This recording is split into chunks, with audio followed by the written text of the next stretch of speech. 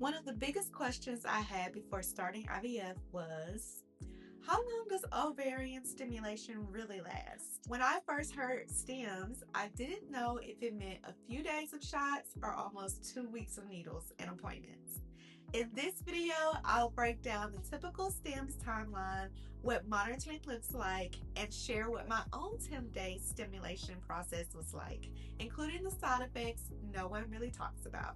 So let's start with the basics. Ovarian stimulation, also known as STIMs, that's when you take injectable fertility medications every day to help your ovaries grow multiple follicles at once. Normally, your body matures one egg per cycle, but with IVF, the goal is to get a group of eggs to mature ready for retrieval. For me, I was on 150 units of Menopur and 300 units of Follistim every single day.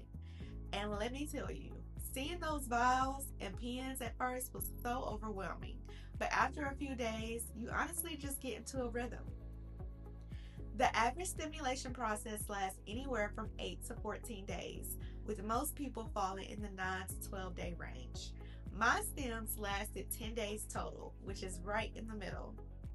The exact number of days really depends on how your body responds to the medications, your age, your ovarian reserve, and the specific protocol your doctor puts you on. So don't panic if yours is just a little shorter or a little longer than someone else's. That's normal. During stims, your clinic keeps a really close eye on your progress with ultrasounds and blood work. For me, my first monitoring appointment was on day 5 of stims, and then I went in every other day until day 9, and then it switched to back appointments on day 10 and day 11 until I did my trigger shot. You even go in on the weekend, so this is not like a Monday through Friday thing.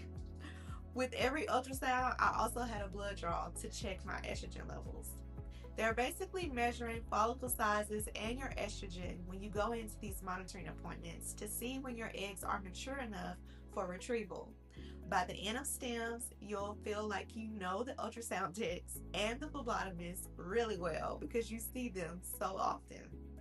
Once my follicles reached the right size, my doctor gave me the green light to take my trigger shot on day 11. And then 36 hours later, on day 13, I went in for my egg retrieval. That trigger shot is kind of the finish line for stims. It signals your body to get the eggs ready for collection. Everything builds up to that moment. Now, let's talk about what it actually feels like because that part is just as important as everything else. For me, the side effects were the worst part of stims. I dealt with bloating, cramping, and even insomnia.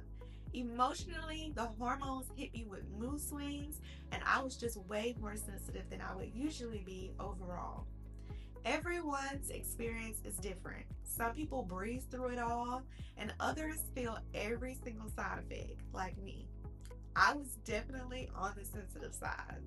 My biggest tips: wear comfy clothes, drink a ton of water and electrolytes, eat a lot of protein, and give yourself grace when you're not feeling 100%.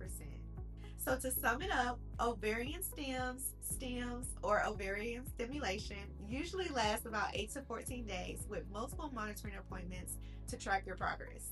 My journey was 10 days of stims, a trigger on day 11, and retrieval on day 13. If you're starting IVF, know that every cycle looks a little different, so don't compare your exact timeline to anyone else's. And if you want to hear more about the real side effects and things I wish I knew before stims, make sure to watch that video here on my channel. I'll see you guys in my next video. Thank you so much for watching and make sure you subscribe. Bye!